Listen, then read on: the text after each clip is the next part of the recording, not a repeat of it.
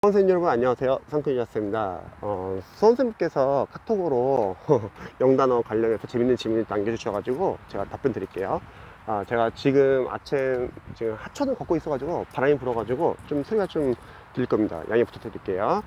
자, 유자쌤, 엉뚱한 질문이 있긴 한데 키보드로 영단어 치는 것도 외우는 거에 도움이 될까요? 단어 보고 뜻 보고 키보드로 쳐보고 심심해서 이렇게 쳐보는 중인데 실효성 있는지 의문입니다. 이런 느낌으로요. 자, 재밌는 질문인데요. 우선 첫 번째는 제가 편입영어를 준비했을 때 제가 공부하면서 느낀 건 뭐냐면, 영어 단어는 물론 보고 듣고 쓰면은 도움은 많이 돼요. 근데 편입 수험생분들은 뭐 쓰는 게 도움이 될 수도 있을 것 같아요. 왜냐면 편입 영단어는 뭐 GRE 어휘나 워낙 영어 어휘가 방대하고 공무원과 소방에 비해서 상당히 방대한 편이거든요. 저도 편입 공부하면서 합격했을 때 영단어를 상당히 많이 봤어요. 그래서 뭐 편입 수험생들 영어만 공부한다고 치면은 뭐 쓰는 건 나쁘진 않을 것 같아요. 확실히 쓰는 건 도움이 되긴 해요.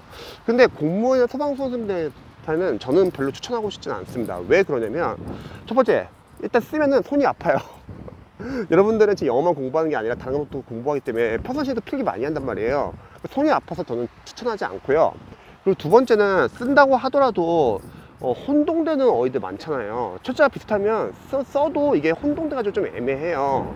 그래서 저는 일단은 만약에 본인이 공부를 다 끝내고 집에 왔어요. 집에 왔을 때 자신에게 말로 한번 크게 말하면서 보는 건 나쁘지 않은 것 같아요. 제가 편입 공부했을 때 저는 막 길 지나가면서 내가 적은 단어장을 보면서 말로 하면서 걸어가면서 봤거든요.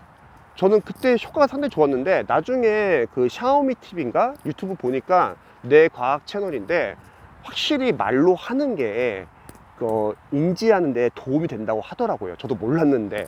그래서 이런 거는 도서실에서 할 수 없잖아요. 집에 갔을 때 말로 한번 말하면서 보는 건 전 나쁘지 않을 것 같아요. 그리고 영어 강사로서는 영어 어휘는 외우는 방법은 세 가지가 있을 것 같아요.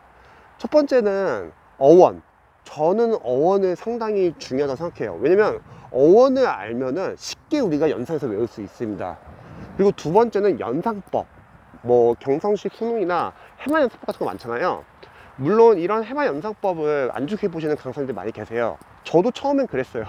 무슨 연상법이냐, 저거는 진짜 마지막에 외워도 안 외워지는 어휘들은 연상법 괜찮은데 처음부터 연상법은 너무 헷갈리지 않냐, 이렇게 생각했는데, 근데 제가 막상 오랫동안 생기초 학생들의 영어를 강의를 하고 관리를 해보면서 느낀 건 뭐냐면, 생기초 학생들은 해마 연상법이 잘 통하는 사람도 많더라고요. 그것도 공부법의 하나의 일종인 것 같아요. 그래서 연상법도 괜찮아요, 본인과 잘 맞는다고 하면. 그리고 만약 그런 게 없다, 그럼 예문을 보는 것도 하나의 방법이겠죠. 만약에 예문을 읽을 수 있는 수준이면은 예문 안에서 그 단어가 어떤 뉘앙스 쓰이는지 문맥상 보는 거예요. 그래서 결국은 어원이든 연상법이든 예문이든 이쪽을 활용해 보시면 전 좋을 것 같다고 생각하고요. 그리고 실제로 어휘를 가장 쉽게 외우는 방법은 저는 그냥 솔직하게 인강이라고 생각해요. 왜냐면 저도 이제 편입 공부했을 때 인강을 들어서 효과를 많이 본 케이스지만, 인강은 왜 효과가 있냐면 가장 짧게 효과가 있는 거예요. 인강을 보게 되면은 물론 강사님들마다 좀 구성이 다를 수 있는데, 저 같은 경우는 수업 시간에 어떻게 하냐면 아예 인강을 찍어서 주거든요, 학생들한테 보라고. 그때 일단 같은 동일하게 다 모아놔요, 자주 나오는 단어를. 그리고 관련된 어원을 설명해 주는 거예요. 그럼 효과가 상당히 좋더라고요. 왜냐면 우리가 사전체 교재를 보면은 문제가 뭐냐면 단어들이 다 뿔뿔이 흩어져 있어요. 근데 인강은 같은 단어 다 모아놨기 때문에 일단 한 번에 다 모아서 있고, 또 인강의 좋은 점은 강제로 반복시켜 버려요. 만약 사전식 교재를 보게 되면은 한 번 해독할 때까지 그 단어를 못 볼 수도 있는데, 인강은 수십 번 계속 강제로 빠르게 돌려버리거든요. 그래서 저는 개인적으로 영어 어휘가 좀 힘드신 분들은 인강을 보라고 추천하고 싶어요. 그리고 만약에 본인이 인강을 볼 여건이 안 돼요, 그리고 만약에 사전식 교재를 봐야 돼, 그러면 사전식 교재를 볼 때 너무 꼼꼼하게 보려고 하기보다는 좀 여러 번 회독하면서 빠르게 보시면 좋을 것 같아요. 왜냐면 저도 영어 공부를 했을 때 느꼈던 건 뭐냐면, 우리가 영어 단어를 안만 꼼꼼하게 봐도 시간 지나면 어차피 다 까먹습니다. 이건 다른 것도 마찬가지죠. 그래서 처음 1회독 할 때는 너무 완벽하게 공부하려고 하기보다는, 제가 계속 이걸 왜 강조하냐면, 수험생들이 영어가 가장 중요하다는 걸 알고 수험생들이 영어가 합격을 장한다는 걸 알기 때문에 시행착오 하는 게 뭐냐면 다들 영어를 처음부터 잘하려고 해요. 근데 영어 강사 수가 쉽지 않습니다. 왜냐면은 여러분들은 영어만 하는 게 아니라 다른 과목도 하잖아요.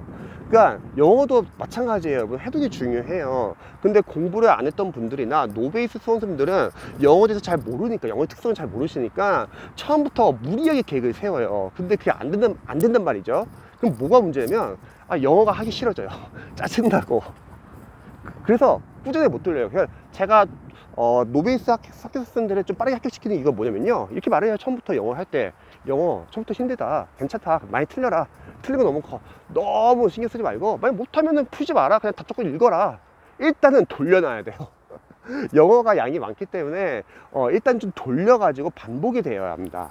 그래서 저는 생각했을 때 만약에 영어 단어가 잘 안 외워진다고 하면 아까 말했던 어원, 연상법, 예문을 이용하거나, 사전책이 만약 교재를 본다고 하면 일단 좀 자주 돌리세요. 3번, 4번은 돌려야지 누적이 되고 반복이 되고, 그리고 그 단어가 중요한 단어면은 분명히 앞으로 공부하면서 어휘나 문법이나 구문이나 독해, 지문에서 많이 보게 될 거예요. 그럼 자연스럽게 익숙해집니다. 왜냐면 영어는 사실 어휘가 해볼만 한 게 뭐가 있냐면, 우리가 모든 보는 다 지문이 다 어휘잖아요, 결국은요. 그러니까 어휘 계속 노출이 되고요. 그리고 영어 어휘도 크게 틀릴 일이 거의 없다고 저는 생각을 해요. 물론 어려운 단어 나올 수 있죠. 근데 괜찮아요. 왜냐면 두 가지 방법이 있어요. 첫 번째, 문맥상 해석으로 풀면 되고, 두 번째, 만약 모르는 단어 나온다 할게요. 그럼 난데도 몰라요. 근데 중요한 거는 설마 보기양까지 모를까. 소급법 가능합니다. 그래서 영어 어휘는 꾸준하게 보는 게 중요합니다. 그래서 이렇게 한번 참고해 보시고 공부해 보시면 도움이 되지 않을까 싶습니다.